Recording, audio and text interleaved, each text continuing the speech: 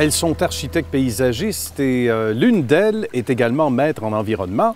Il s'agit d'abord de Marie-Hélène Larivière. Bonjour Marie-Hélène, ça va bien? Oui, vous aussi. Ça va bien, merci. Dans ce magnifique environnement. Bonjour Isabelle Laure. Bonjour. Merci de nous accueillir. C'est presque votre second chez vous. On peut le dire comme ça ici? Tout à fait. C'est intéressant. Donc, un métier passionnant qui vous unit. Vous êtes arrivé ici chez Dumoulin Aménagement Paysager il y a 2 ans exactement. Racontez-nous d'abord, peut-être rapidement, et surtout, Marie-Hélène, ce qui a été la piqûre pour ce beau domaine-là il y a quelques années. Oui, effectivement. Bien, au cégep, comme tout le monde, je me questionnais sur qu'est-ce que j'allais faire. Puis, moi, j'avais besoin d'un côté créatif. Vraiment, j'avais besoin de créer. Puis, à la base, j'étais beaucoup attirée par un métier qui n'est pas routinier, quelque chose qui change tout le temps. Puis, j'avais besoin d'être dehors aussi. Ah bon? Fait que ça a vraiment lié les trois, l'environnement, le fait que ça bouge, puis la créativité. Là, fait que c'est vraiment un métier passionnant, parce qu'on apprend tous les jours, là, qu'on évolue là-dedans.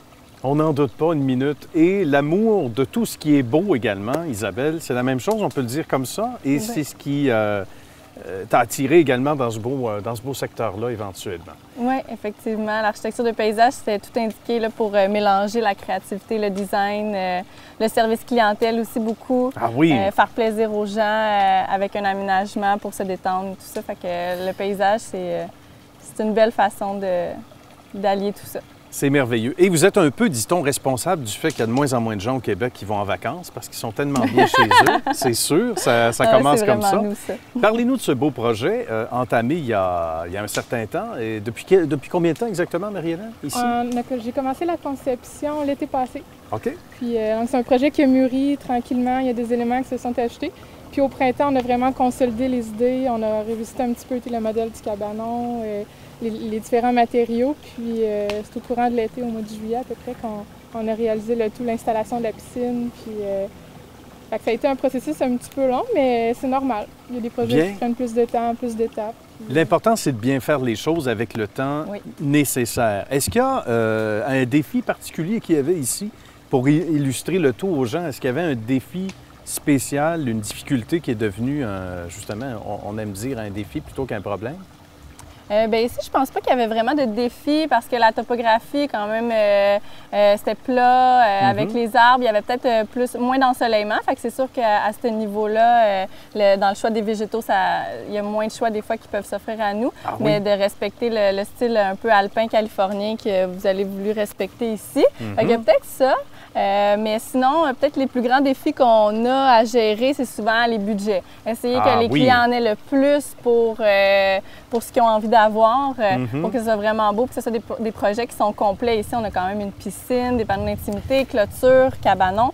C'est vraiment des gros éléments.